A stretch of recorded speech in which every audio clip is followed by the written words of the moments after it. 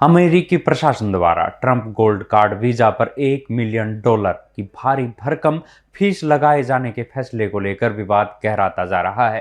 California के नेतृत्व में अमेरिका के 20 राज्यों ने इस फैसले के खिलाफ अदालत का दरवाजा खटखटाया है।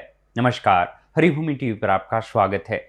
इन राज्यों का आरोप है कि इतनी ज्यादा फीस गैर कानूनी है और इससे अमेरिका में पहले से ही गंभीर डॉक्टरों, शिक्षकों और अन्य कुशल पेशेवरों की कमी और बढ़ जाएगी। उनका कहना है कि अस्पतालों, स्कूलों, यूनिवर्सिटीज और सरकारी सेवाओं पर इसका सीधा नकारात्मक असर पड़ेगा।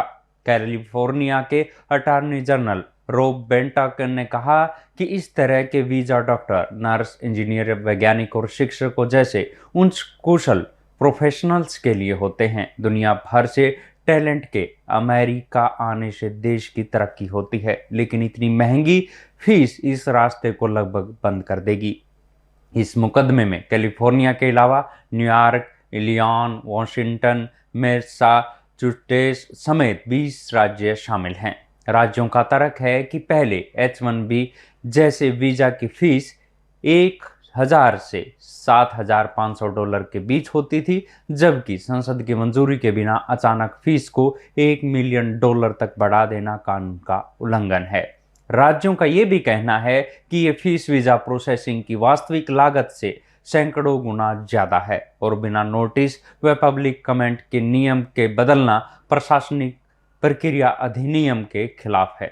सबसे ज्यादा असर सरकारी और गैर लाभकारी संस्थानों पर पड़ने की आशंका जताई गई है। पहले स्कूलों, यूनिवर्सिटीज और अस्पतालों को वीजा फीस में राहत मिलती थी, लेकिन अब एक विदेशी डॉक्टर या शिक्षक को नियुक्त करने में करीब $9 करोड़ खर्च होंगे। इससे या तो सेवाएं घटेंगी या अन्य जरूरी योजनाओं में कटौती करनी पड़ेगी। अमेरिकी शिक्षा विभाग की हालिया रिपोर्ट के मुताबिक इस साल अमेरिका के करीब 75% डिस्ट्रिक्ट के शिक्षकों की कमी है। स्पेशल एजुकेशन, साइंस और बाइलिंगुअल टीचर्स की स्थिति बहुत ज़्यादा चिंताजनक है। वहीं स्वास्थ्य क्षेत्र में भी हालात गंभीर है।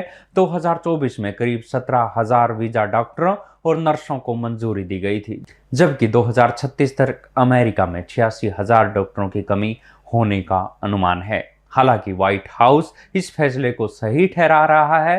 प्रशासन का कहना है कि फीस बढ़ाने से वीजा प्रोग्राम के दुरुपयोग पर रोक लगेगी और अमेरिकी नागरिकों की नौकरियां व वेतन की सुरक्षा होगी।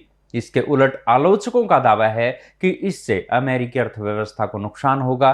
भारत जैसे देशों से आने वाले 70% से ज्यादा प्रोफेशनल्स पर इसका सीधा असर पड़ेगा।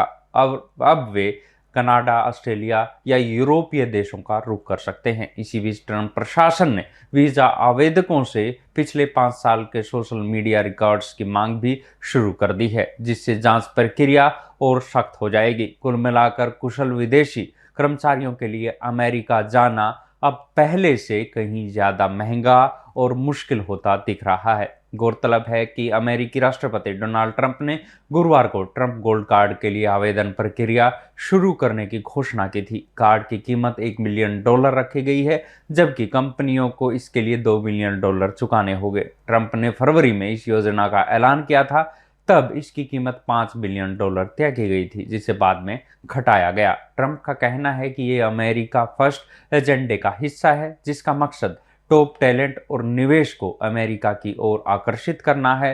वहीं ट्रंप प्लेटिनम कार्ड को लेकर भी तैयारियां चल रही है, जिसकी संभावित फीस लगभग $5 मिलियन बताई जा रही है।